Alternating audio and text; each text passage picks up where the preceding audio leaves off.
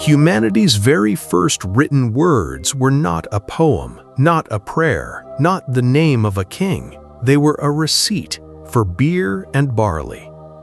5,000 years ago, in the Sumerian city of Uruk, someone pressed a reed into wet clay to record how much grain went out and how much came back. No emotion, no story, just numbers.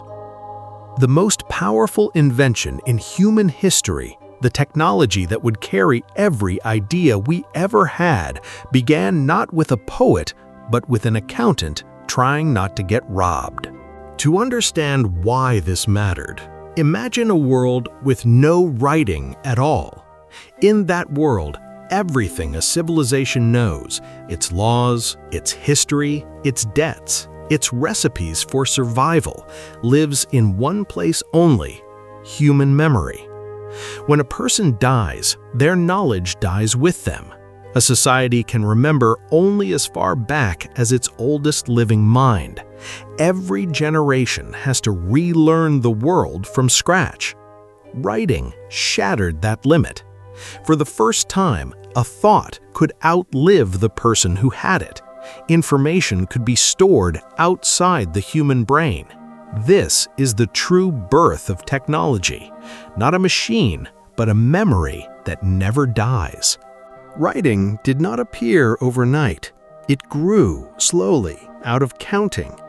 For thousands of years before the first tablet, the people of the ancient Near East used tiny clay tokens, little cones, spheres, and discs, each shape standing for a thing: a measure of grain, a jar of oil, a head of cattle. To record a debt, they sealed these tokens inside a hollow clay ball. But to see what was inside, you had to break it.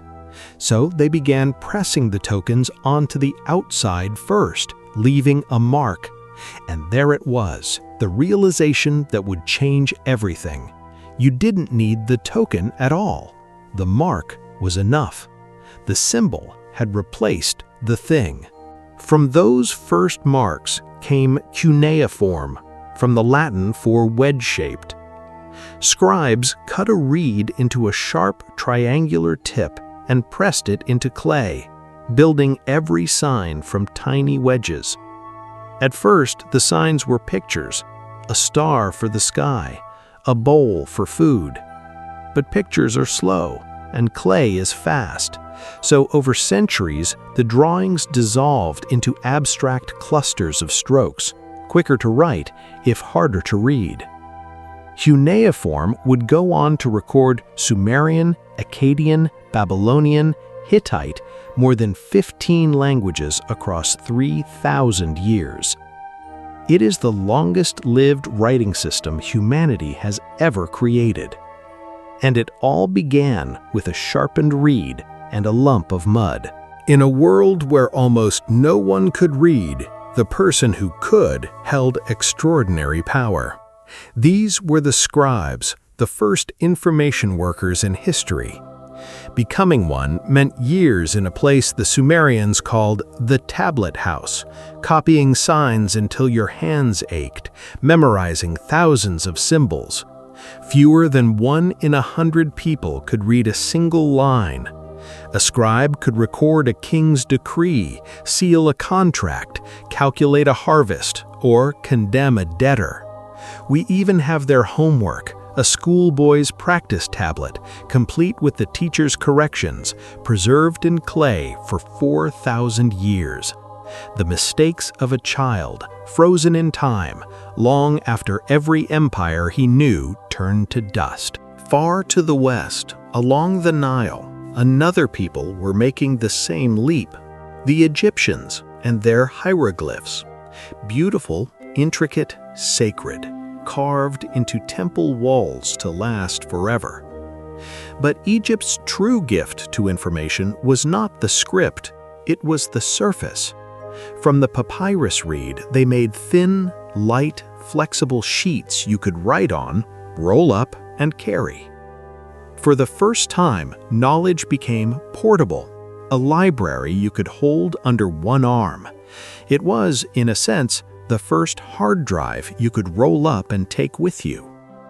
And yet hieroglyphs held their secrets so tightly that for 14 centuries no living soul could read them, until a single broken stone found by accident gave us back the key. Here is what should stop you in your tracks. Writing was not invented once. It was invented again and again by peoples who had never met and never could. In Mesopotamia, from clay and accounting. In China, more than 1,000 years later, priests scratched questions to the gods onto turtle shells and ox bones, the ancestor of every Chinese character written today. And across an entire ocean, in the rainforests of Mesoamerica, the Maya built a full writing system in total isolation from the rest of the world. 3 civilizations, no contact, the same impossible breakthrough. Writing is not a lucky accident. It is a solution humanity keeps rediscovering because the need to remember is universal. But every early system shared the same crushing problem. Too many signs. If every word needs its own picture, you need thousands of them. A lifetime just to learn to read. The escape came from one brilliant idea, called the rebus principle. Instead of drawing a thing, you draw it for its sound. In English, imagine drawing an I to mean the word I, or a B and a leaf to spell belief. Suddenly, symbols were no longer tied to things, they were tied to sounds. And with a handful of sounds, you could spell anything, a name, a feeling, a word never written before. Writing had stopped drawing the world and started capturing speech itself. The final revolution was to make writing simple enough for anyone. Around the mines and trade routes of the ancient Near East, working people began stripping writing down to its bones, one sign for each basic sound. The Phoenicians, a nation of traders, perfected it, an entire writing system in just 22 signs. No priesthood required, no decade of schooling. A merchant could learn it in days. Carried across the seas on trading ships, that little alphabet became the seed of nearly every alphabet alive today. Greek, Latin, Arabic, Hebrew, Cyrillic. The letters you are reading right now are the great-grandchildren of a Phoenician trader's shorthand. Once thought could be fixed in permanent form, everything changed. Laws no longer depended on a ruler's memory or mood. They could be carved in stone for all to see, like the Code of Hammurabi, standing unbroken after nearly 4,000 years. Stories could outlive their tellers. The Epic of Gilgamesh, the oldest great work of literature, reaches us across 4 millennia because someone wrote it down. Trade, taxes, treaties, science, all became possible at scale. And there is one more thing writing gave us, quietly, that we rarely notice: history itself. Everything before writing we call prehistory.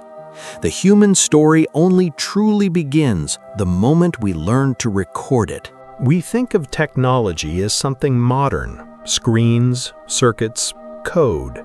But every one of them rests on a foundation laid 5,000 years ago in the mud of Mesopotamia. The printing press only copied writing faster. The telegraph only sent it farther. The computer only stores and moves it at unimaginable speed. Strip away the glass and the silicon, and every message, every file, every byte on every device you own is doing exactly what a Sumerian accountant did with a sharpened reed and a lump of wet clay. Taking a thought out of a fragile human mind and making it last. Writing was humanity's first information technology, and in 5,000 years we have never invented anything more important.